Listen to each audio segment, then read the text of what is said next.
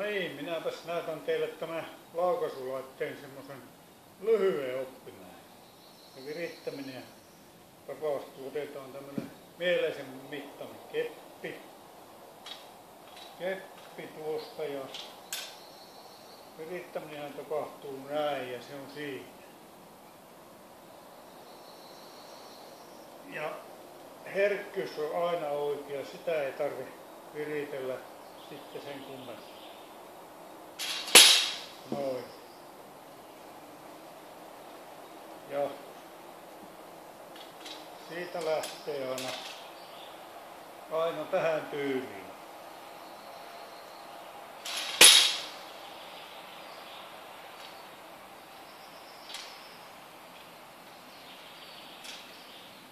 Ja näin vähälumiset talvet kun on, niin luntahan ei tarvitse tästä päältä käydä sitten koko talvena luomassa tämä. Kyllä niin pitää ihan